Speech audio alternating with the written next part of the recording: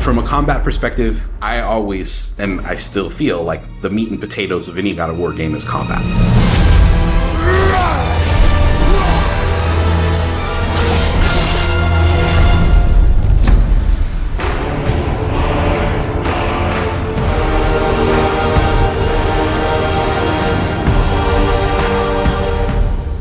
My name is Roberto Clemente. All my friends call me Bert. I'm a senior combat animator here at Sony Santa Monica. My name is Kim Wynn, and I'm a gameplay animator. Hi, I'm Sabra, and I'm a senior VFX artist on God of War Ragnarok. My name is Grace Pan, and I'm a gameplay animator in God of War Ragnarok. Hi, I'm Stephen O'Hara, GBA, combat designer on God of War. And I create interesting and memorable creatures that players like to attack and defend against. As an animator, you gave life to characters. You make them move, you give them personalities, you give them weight.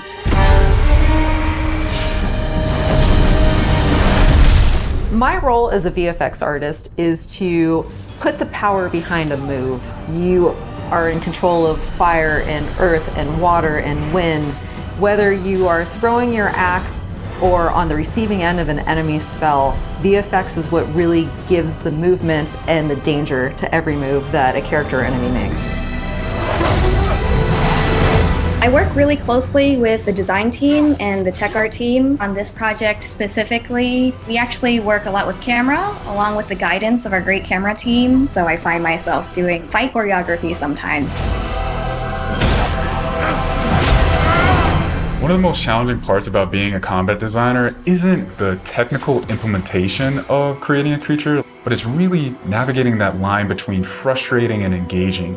We want to make something that makes players lean forward and focus and really try hard against that enemy and feel good about overcoming that, but we don't want to make them feel defeated if they can't figure something out. And then it feels rewarding when you win, not because it was impossible, but because it was fun and engaging. After the last game, we've heard the community cry out for more mini-bosses, bigger creatures, and enemy variety, and this time we really leaned into that.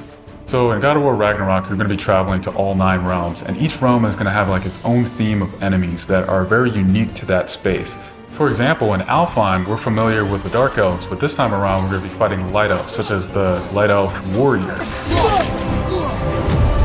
One of the key learnings from the last God of War game is we don't have to think about the camera and how close combat is going to feel. We already have that knowledge, so we can build upon the close camera that we have, and we can iterate on enemies, creating more interesting scenarios. In the last game, Atreus was just starting to fight alongside Kratos, and he was learning from the master tactician. So in this game, he's trying to prove himself a little bit more, and we built upon those mechanics with him. The previous God of War, Atreus was still a kid, right? So he has a lot of dependency on his father. And for this game, you will see Atreus moving more independently on his own as a companion. In regards to VFX for Kratos, I think what the players really love is the powerfulness of it. When you are playing as Kratos, you really do feel like the God of War. And moving into Ragnarok, we want to really make something bigger, make it stronger, make it more of a spectacle. You want them to be like, oh my gosh, I didn't know that the Blades of Chaos could get even better, but look at that. So as Kratos gets more powerful, he's going to have access to newer combos and newer abilities that will increase the combat depth of each weapon. For the Blades, one of the moves that I've really enjoyed from previous God of Wars is the combat grapple, and we're going to be bringing that with a new twist. I'm very excited for players to try the blade grapple traversal moves. That brings so much more speed into the movement and the dynamic feel to it. One of the ways we've expanded Kratos combat this time around is we've given more utility and choice to his shield loadout. If you are a parry person, you could really go for a shield that gears towards parrying. If you're a big blocker, then you could choose a shield that will really match your playstyle.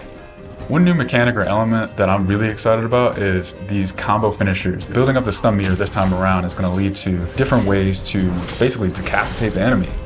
You're going to be able to choose, which weapon you want to have when you kill a guy.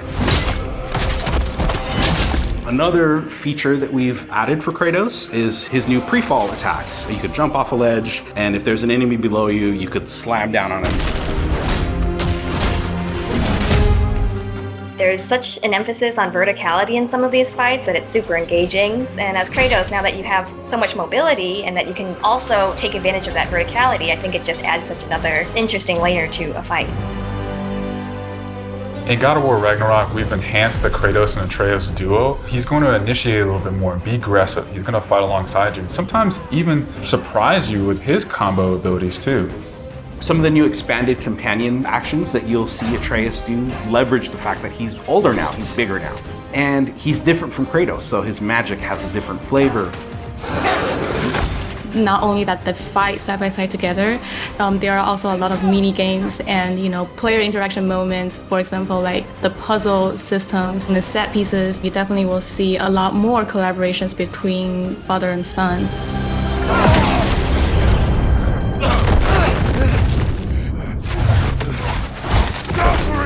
Odin must have sent them! There's so much that goes into building a big set piece. You basically iterate and iterate and iterate, and it takes testing and just seeing what works to really figure out the personality of something. Basically, every department gives it their all to make things really spectacular. There were a lot of different times that I would look back at God of War games just through the ages before 2018. There were so many amazing, huge boss fights and set pieces that it was a huge inspiration for me on my time on this project. For the old father! Our design philosophy for creating new and memorable enemies is basically making them a combat puzzle, similar to like chess, and focusing on the chess pieces. Each piece has its own theme and its own use.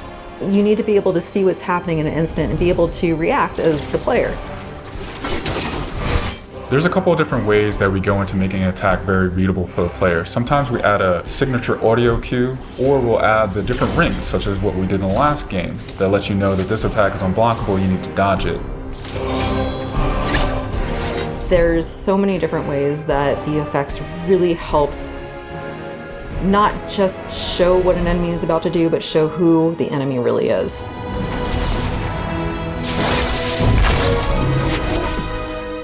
Everything you design has to be surrounding the essence of the character and a story. It's what makes it believable and memorable in the first place. I think what I'm most excited about is for players to experience the diversity of enemies that this game has to offer. You will be fighting everything from small little creatures to things that will take up the entire screen. All of their designs run the gamut. I think each one looks so much different from the next one, and each of them have their own play styles and their own little fantasies that go into it. And so I think if you are really into Norse mythology, you'll be very interested to see how Sony Santa Monica has taken some of these creatures and interpreted them for God of War. Everything that goes into the game, there's emotion behind it and intent behind it, and by the time it gets to you, everything that you've seen that you're going to play and experience has been sweated over, bled over, tested, and is fun to play.